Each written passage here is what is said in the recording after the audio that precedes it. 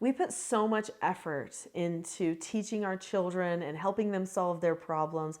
There is nothing more frustrating when we're teaching a child or trying to correct a child and they seem like they just don't care. They're not listening. You can say anything you want and they're not making a change. Many parents have been there. I've been there myself because I'm the previous foster parent of many troubled teens. For years, we had youth ages 12 to 18 come to stay at our house to do treatment care. I'm Nicholeen Peck, and in this video, we're going to talk about how to discipline a kid that doesn't care.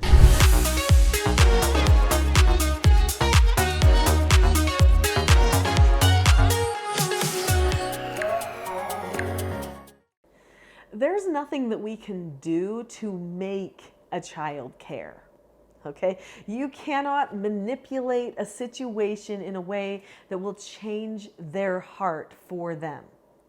That's not how people work. People have control over their own conditions of heart, which means that each person has to learn to change their heart on their own. They have to develop the desire for a heart change. That change of heart is the premise behind everything I teach with the Teaching Self-Government Parenting System and in my Teaching Self-Government courses and books. We need to reach the heart of a child and give them the truth that they need so that they will choose with their own agency and choice to change their own heart. One of the key lessons that our children need is they need the lesson of self-government. What is self-government? Self-government is being able to determine the cause and effect of any given situation and possessing a knowledge of our own behaviors so that we can control them. So what that means is that a person understands cause and effect, and then they also understand their own behavior and how their behavior brings about certain effects. And then they analyze if that's what they desire to have happen or not, and what changes they need to make. So there are some key things that a person can do to set up a really good self-governing environment that will lead toward helping a child choose to care. So there's a 5-step process that I use to help my children go through self-government instead of just get reactive and obstinate, which is what is happening when they say they don't care and they're not going to do it anyway. Now, this is the same procedure that I used for all of my foster children who were very strong-willed children, okay? They were ones who some of them had ODD, oppositional defiant disorder. And I will say it takes some work and some practice if a person truly does have oppositional defiance, and they will push hard, but this is the process, this is the formula that we went through consistently again and again to help them choose to master themselves. There has to be a stopping point, and I'm going to point out to you in a little bit where that is so that they know there isn't any point in continuing this obstinance. Instead, they need to point their control on themselves. If a strong-willed person points their control on themselves, then they end up self-governing. Strong-willed people are incredible at self-mastery and self-government. The key thing is they just have to choose to want to do it. So step number 1 is to create a plan. Before your child is going to care, they've got to have the whole big picture. They've got to have a plan of what you're doing with this family communication and this parenting anyway. They've got to have a plan for how they can be understood and be successful in their communications, which means you need to teach them certain skills. In my Teaching Self-Government Parenting course, we teach 4 basic skills: how to follow instructions, accept no answers, accept consequences, and disagree appropriately. When they learn those 4 basic skills and the 5 parenting skills, because they learn all the parenting skills as well, because it's totally predictable, no surprises, no tricks. When they learn all of those things, then they are more prepared to make better decisions in the minute when they want to be oppositional.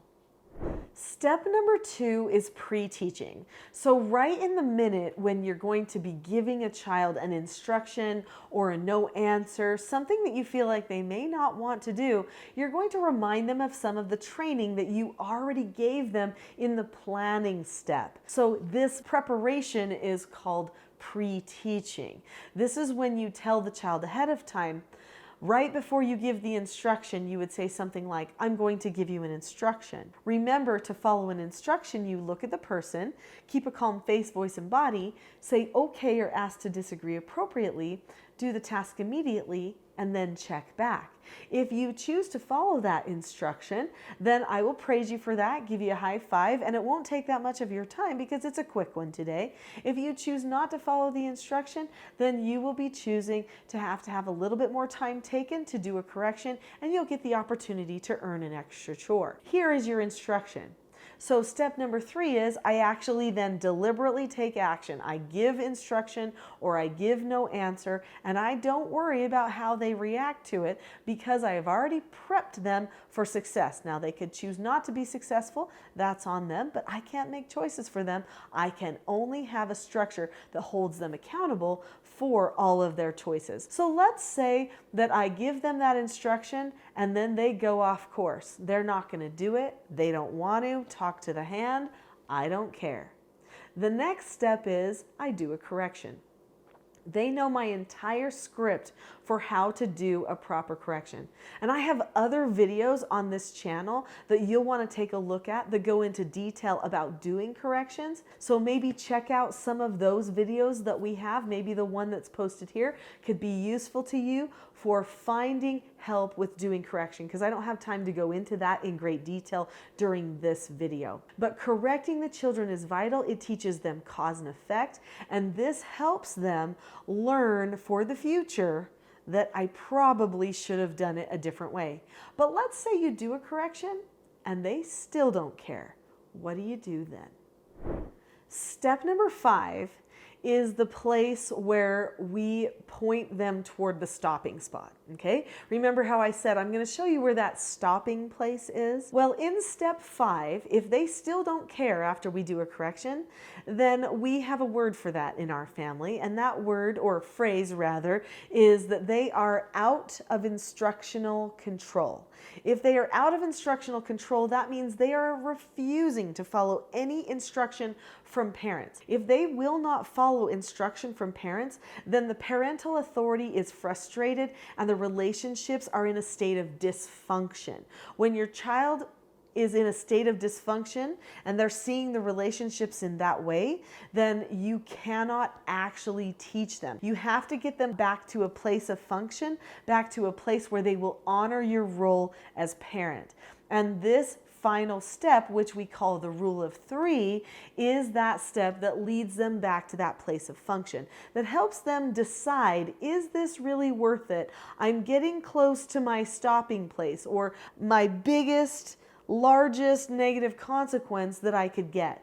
So as parents, we have a stopping place too. In our family, we have 4 consequences that we use regularly. And we know that when we get to that last consequence that we're going to use, we use 3 of them in the rule of 3 and 1 of them for just every other interaction. But when we get to that 3rd consequence in the rule of 3, then we know that we don't have any more that we have to do except for just wait for them to get calm as well. This rule of 3 is something that I talk about also in other videos that I have here on this channel. So you might want to start searching around for videos about misbehavior, power struggling, stuff like that, so that you can find more information about the rule of 3. I also teach it in such great detail in my course and stuff, so you're going to get the best training there. But the rule of 3 is an interaction that we have with our children which points toward calmness. We do 3 things 3 times. We do a pre-teach, an instruction, and then a correction. And we do those things with the same script every time so that they're predictable and they connect with the prefrontal cortex of the person that we're talking to. So when a person is going out of control and they really don't care and they're trying to manipulate you and pull rank or show dominance over you, you. They're in an emotional part of the brain. Even though they're using some frontal cortex to do that manipulation, we want to pull them out of that emotional part of the brain and help them problem solve better, think more clearly about the interactions so that they can make wise decisions instead of just cunning, emotional, manipulative decisions, which is what they're doing when they're choosing not to care. So this is when we use the rule of three. The rule of three is not used for tiny children. I have a calm parenting toolkit, which is linked in the description of this video, that you can find more information about what we do for little children when they go out of control. The rule of three is something that we use for older children, and there's also more information about that in that calm parenting toolkit as well. So what do we need to do to help our children? We've got to make a plan, pre-teach in the minute, give clear instructions, show them cause and effect by correcting, and then when they go out of control, be their advocate to bring them back to calmness. That's 5 steps that if we use those steps with our children, then we can help them better find control over themselves in those moments when they need discipline because they're showing that they don't care. If you liked this video, you're gonna love the next video I have. It goes into more detail about skills and self-government, and it is the video called "What is the First Step in Effective Parenting?"